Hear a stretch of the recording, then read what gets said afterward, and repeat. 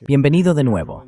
Hoy nos acompaña Seyed M. Marandi, profesor de la Universidad de Teherán y exasesor del equipo de negociación nuclear de Irán, para hablar sobre lo que podría ser una guerra inminente. Gracias por volver al programa. Muchas gracias por invitarme, Glenn. Siempre es un honor estar en este programa. Bueno, gracias. Vemos que Estados Unidos sigue acumulando cada vez más capacidades militares, mientras al mismo tiempo participa en estas conversaciones con Irán. Así que, ya sabes, solo se pueden sacar dos posibles conclusiones. O bien, Estados Unidos está aumentando su poder militar para presionar a Irán a aceptar un acuerdo favorable a los Estados Unidos, o bien se está preparando para atacar a Irán y simplemente utiliza las conversaciones como una tapadera. Supongo que todo depende de cuánto interés real hay en esas conversaciones. Pero ¿cómo estás evaluando esta situación cada vez más tensa?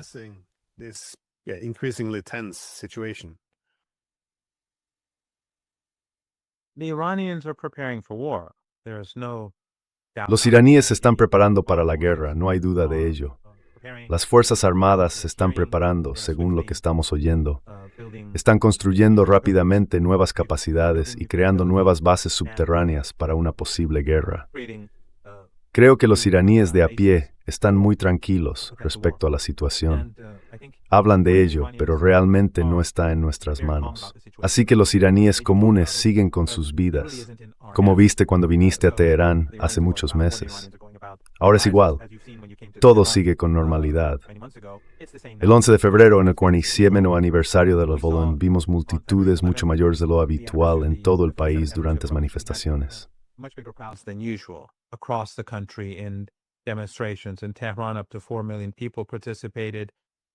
En Teherán participaron hasta 4 millones de personas. En todo el país se estima que entre 26 y 34 millones de personas tomaron parte. Había muchos periodistas internacionales, algunos conocidos, o al menos de los que se ha oído hablar, que estaban allí. Creo que fue una muestra de solidaridad, una demostración de fuerza por parte de la gente común diciendo, no nos intimidan, no tenemos miedo, y que, contrariamente a lo que yo llamaría los medios de la clase Epstein en Occidente, la gente no apoya a los alborotadores, a los terroristas, ni a Occidente y su actitud agresiva junto al régimen israelí. Así que el país está muy unido.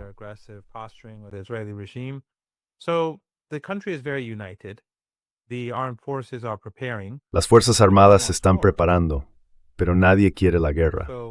Así que el gobierno, por supuesto, va a negociar.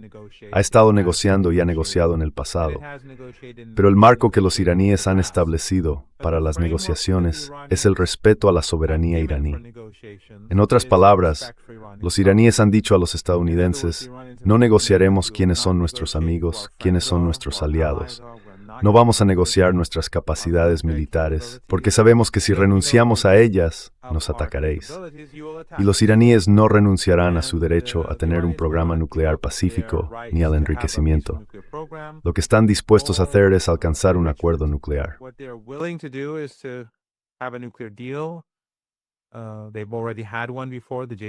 Ya tuvieron uno antes, el JCPOA, en 2015, en el que dieron garantías de que el programa nuclear era pacífico.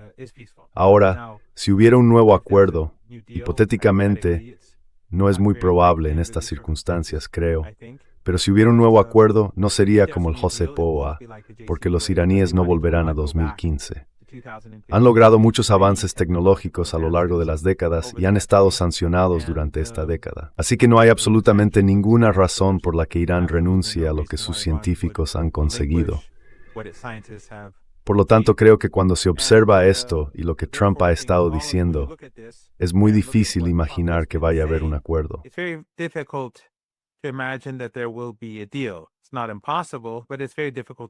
No es imposible, pero es muy difícil de imaginar, sobre todo porque Trump cambia de opinión, rompe acuerdos, actúa en contra de lo que dijo antes y luego vuelve a cambiar.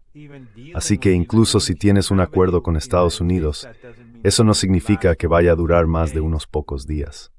En última instancia, eso significa que los iraníes se estarán preparando para la guerra. No quiere decir que si no hay acuerdo, vaya a haber necesariamente una guerra. Pero creo que los iraníes están siendo prudentes y diciendo, nos prepararemos para la guerra. La mejor manera de evitarla es tener un ejército fuerte, y la mejor manera de preservar tu país en caso de un ataque es tener un ejército fuerte.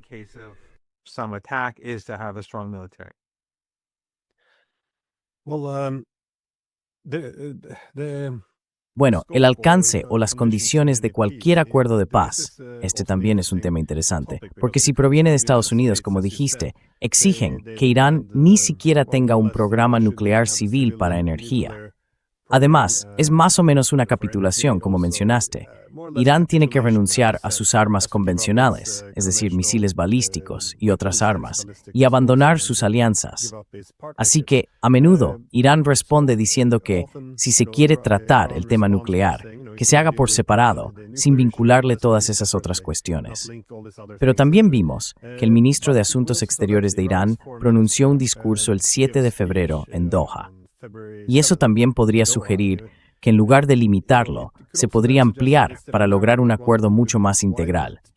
Porque de nuevo, para Estados Unidos y los israelíes, se quejan de que Irán, ya sabes, actúa en contra de los intereses israelíes.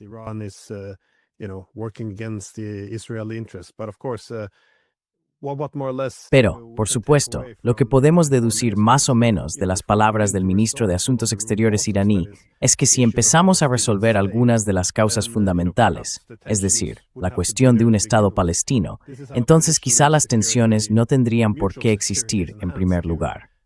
Así es como, tradicionalmente, se refuerza la seguridad mutua. Se reducen las amenazas compartidas a la seguridad en lugar de que una parte obligue a la otra a capitular. ¿Crees que hay alguna posibilidad de un acuerdo de paz más amplio en el que esencialmente Israel y Estados Unidos hagan las paces con los palestinos, aceptando un Estado, algo que permita abordar la raíz de estas tensiones?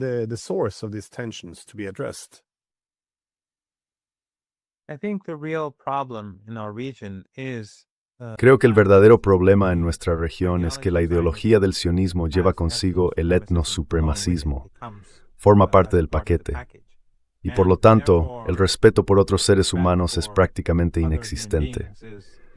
Ahora mismo hay un alto el fuego entre el régimen israelí y el Líbano, pero aún así bombardean el Líbano todos los días, matan a niños. Y los medios occidentales que están controlados por los sionistas, la clase Epstein, de algún modo lo justificarán. Es un alto el fuego. Se supone que nadie debe disparar. Pero aún así intentarán blanquear al régimen, mirar hacia otro lado o inventar algún tipo de justificación descabellada.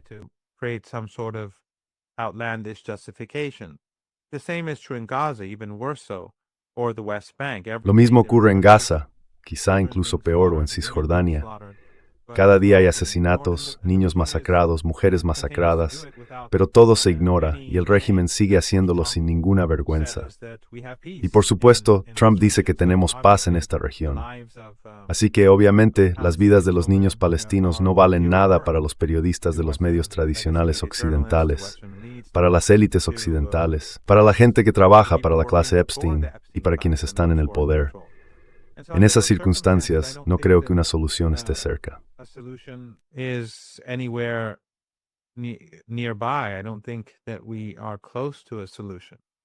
No creo que estemos cerca de una solución. En última instancia, la única manera de que podamos tener paz en nuestra región es que el pueblo palestino sea tratado como seres humanos. Y eso no es imposible, porque el mundo ha cambiado. El estado de ánimo hacia el régimen israelí, hacia el sionismo, ha evolucionado de forma drástica. Aquí en Moscú he estado conversando con mucha gente. En este viaje he tenido más conversaciones con distintos rusos que en cualquiera de mis visitas anteriores. Y me sorprende bastante ver lo hostiles que son, no solo hacia el régimen de Netanyahu, sino hacia todo el proyecto en general.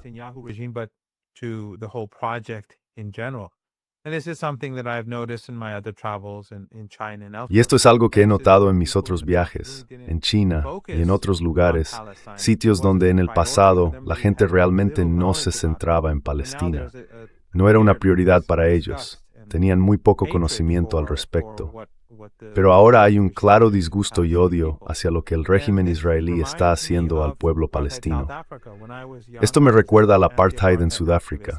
Cuando era joven fui activista contra el apartheid en Irán y fue antes de la era de Internet, así que nuestro activismo era muy diferente de cómo trabajan los activistas hoy en día. Pero en aquel entonces, nadie que yo conociera imaginaba que el régimen del apartheid colapsaría tan rápidamente. Creo que la razón fue que la conciencia en todo el mundo había crecido y en general se volvió mucho más difícil mantener el apartheid.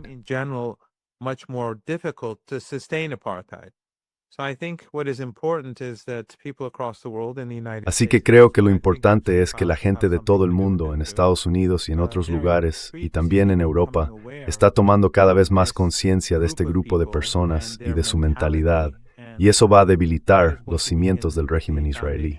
Uno de los factores importantes en todo esto es cómo los jóvenes judíos se han vuelto en contra del régimen israelí. Vemos a activistas en Estados Unidos diciendo, no aceptamos esto, activistas judíos. Y, por supuesto, han mostrado al mundo que el sionismo no es el judaísmo, del mismo modo que el ISIS y Al-Qaeda no son el Islam, y los neonazis no son cristianos. Son simplemente personas que utilizan esas etiquetas para justificar sus acciones.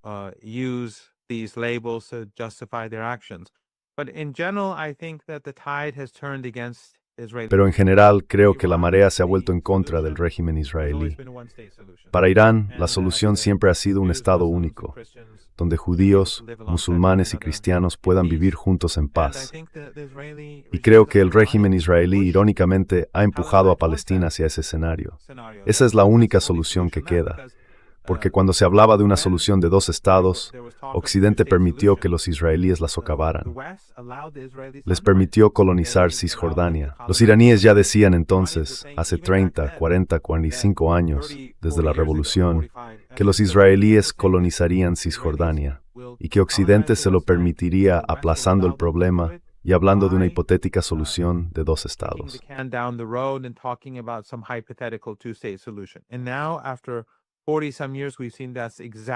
Y ahora, después de unos 40 años, hemos visto que eso es exactamente lo que ha ocurrido y lo que sigue ocurriendo. Así que, ahora que Cisjordania ha sido colonizada por los más extremos de los sionistas extremos, creo que la única solución que queda es la de un solo Estado. O bien el régimen israelí tendrá que expulsar y limpiar étnicamente a más de la mitad de la población de Palestina, porque los palestinos constituyen la mayoría si se incluye Cisjordania y Gaza, y el mundo ya no va a aceptar eso. O en última instancia, con el cambio de ánimo en todo el mundo, el régimen simplemente, en algún momento en el futuro, no sé cuándo, no hablo de semanas, meses, ni siquiera de un par de años, pero creo que con el temps no obstante de existir y form.